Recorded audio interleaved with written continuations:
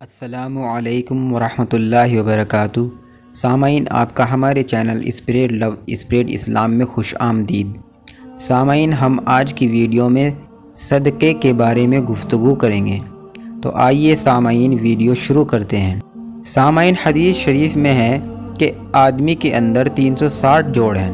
اس لیے ضروری ہے کہ ہر جوڑ کی طرف سے روزانہ ایک صدقہ کیا جائے۔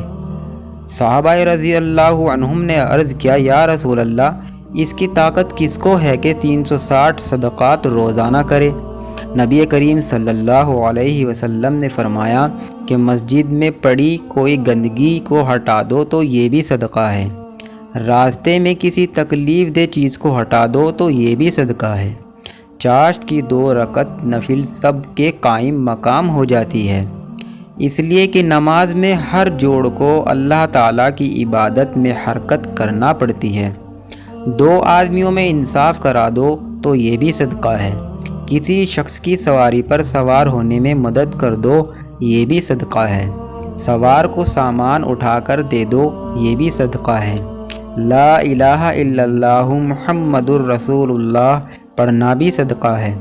ہر وہ قدم جو نماز کے لیے چلے وہ بھی صدقہ ہے، کسی راہگیر کو راستے کی صحیح سمت بتا دینا بھی صدقہ ہے، ہر روزہ صدقہ ہے، حج صدقہ ہے، سبحان اللہ، الحمدللہ، اللہ اکبر کہنا بھی صدقہ ہے، راستے میں چلتے ہوئے کسی کو سلام کرنا بھی صدقہ ہے، نیکی کا حکم کرنا بھی صدقہ ہے، برائی سے روکنا صدقہ ہے، اپنے اہل و عیال پر خرچ کرنا یہ عظیم ترین صدقہ ہے، کمزور لوگوں کی دلجوئی کرنا یہ بھی صدقہ ہے،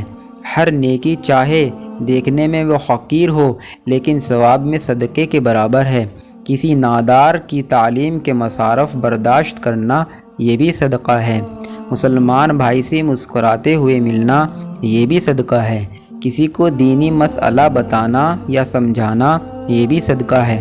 الغرض ہر نیکی صدقہ ہے، لیکن اس کی تاثیر اسی وقت نظر آتی ہے جب بندہ حقوق و فرائض ادا کرے اور اپنا معاملہ اللہ تعالیٰ سے درست رکھے، اس کے بغیر نیکی اپنی برکات ظاہر نہیں کر سکتی، اس لیے مذکورہ نیکیاں جو صدقے میں شمار کی گئی ہیں ان میں وزن اور تاثیر پیدا کرنے کے لیے ضروری ہے کہ ہم اللہ تعالیٰ کی ہر نافرمانی سے بچیں۔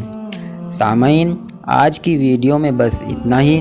نیکسٹ ویڈیو میں پھر کسی موضوع کو لے کر آپ کے ساتھ حاضر ہوں گے، تب تک کے لیے خدا حافظ۔